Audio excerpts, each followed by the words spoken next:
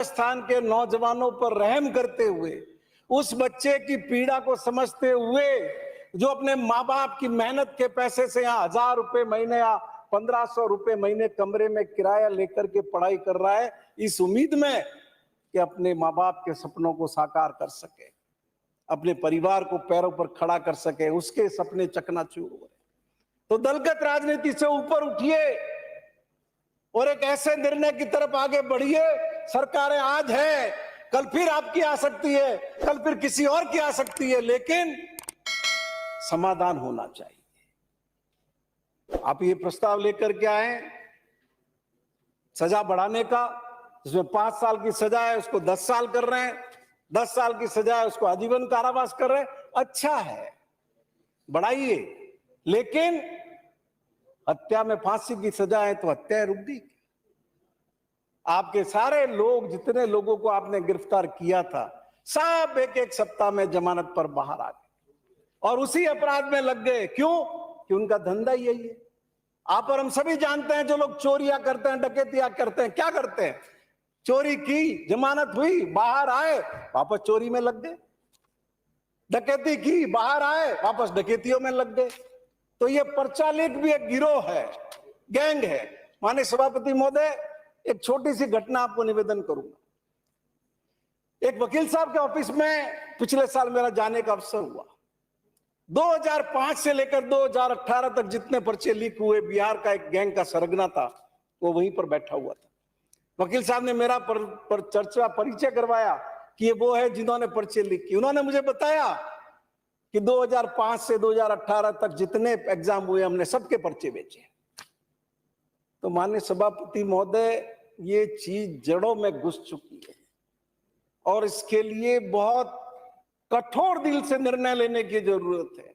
आपके सरकार के अपने लोग भी हो सकते हैं, रिश्तेदार भी हो सकते हैं, उनके खिलाफ भी सख्त निर्णय लेने की जरूरत है, वरना इसका समाधान नहीं होगा।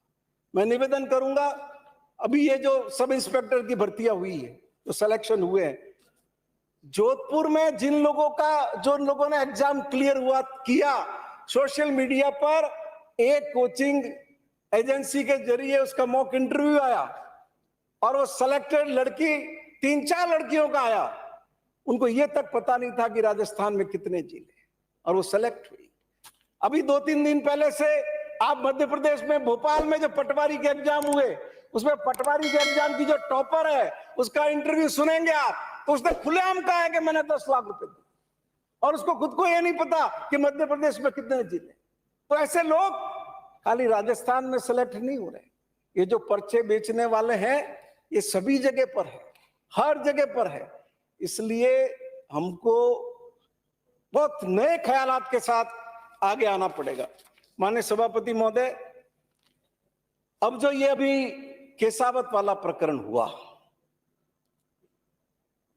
इसको कैसे हैंडल कर रहे हैं? इसको बहुत मिस हैंडल कर रहे हैं। माननीय सभापति महोदय, मैं निवेदन करूंगा कि परिवादी ने जो अपना परिवाद दिया, उसमें उसने उल्लेख किया है, सदस्यों का उल्लेख किया है, और यहां तक कि पैसे देने से पहले उस केसावत को उसने ये भी कहा कि तुम मेरे बहन के भी नंबर बढ़वा दो। तो वो केसावत ने वापस जानकारी करके उसको बताया कि अरे क्या बात कर रहे हो, तुम्हारी बहन ने तो एग्जाम ही नहीं दिया है। तो उस परिवादी को भरोसा हुआ कि वास्तव में इसकी पहुंच आरपीएससी में बैठे लोगों तक है, तब उसने वो पैसे दिए। और उसके बाद आपने क्या किया? उनका सिर्फ एक मोबाइल जब्त किया, और यहां सबसे बड़ा प्रश्न चिन्ह क्या खड़ा हुआ? आपने उनका रिमांड क्यों नहीं लिया? आपने उनको जेसी क्यों कर दिया?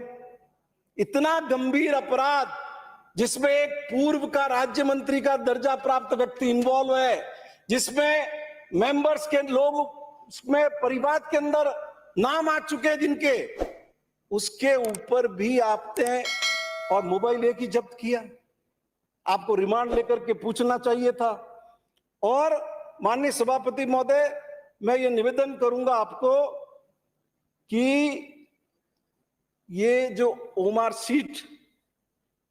सीट बाहर आ गई, ये कहां से आ गई बाहर, कैसे बाहर आ गई? आरपीएससी के हर एग्जाम का एक मेंबर इंचार्ज होता है माननीय सभापति महोदय। तो ये OMR सीट निकालने में कौन जिम्मेदार है, किसके पास से निकली है? तो आप मुख्य चोर को किस बात की सहूलियत दे रहे हो, किस बात का मौका दे रहे हो? उसको क्यों नहीं पकड़ना चाह रहे हो? मैंने 5 महीने पहले भी उस वक्त प्रश्न उठाया था कि ये पर्चा कहां से लीक हुआ, पर्चा कहां से निकला है? आरपीएससी का पर्चा आरपीएससी के किस जगह से निकला है? और आरपीएससी का मेंबर पकड़ा गया। अभी OMR सीट बाहर कहां से आ गई है? उस केसावत की क्या हैसियत है अगर आरपीएससी के लोग उसमें इन्वॉल्व नहीं है?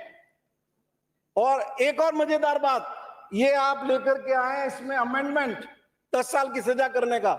मैं पूछ सकता हूं, जब OMR सीट बाहर आ गई तो आपने ये इस एक्ट में मुकदमा क्यों नहीं किया?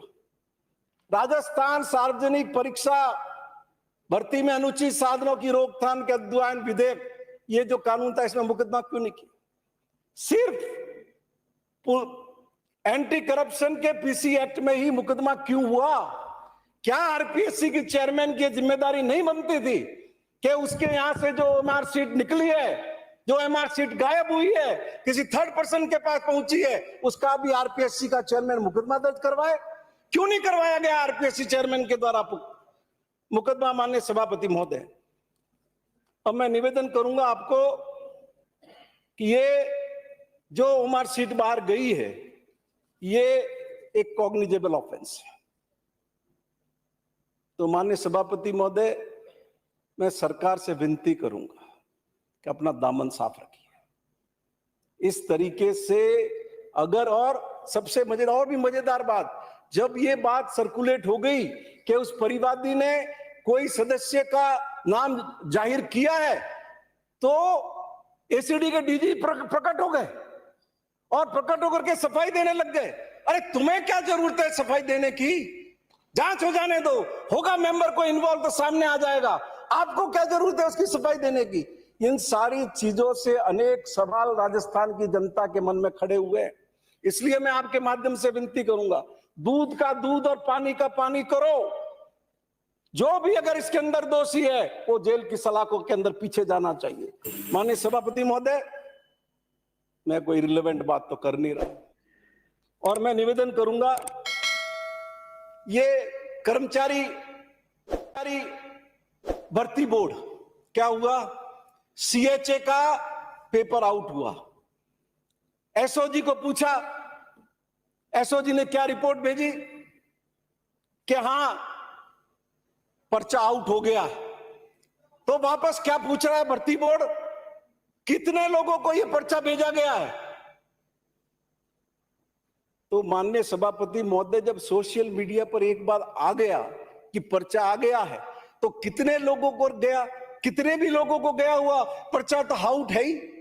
तो ये आपके भर्ती बोर्डों के अंदर गैंग्रीन होता है, गैंग्रीन तो आप समझते ही होंगे, वो हो चुका है। इसलिए उसका तो इलाज उसी तरीके से होना चाहिए, लीपा पोती से इलाज नहीं होगा।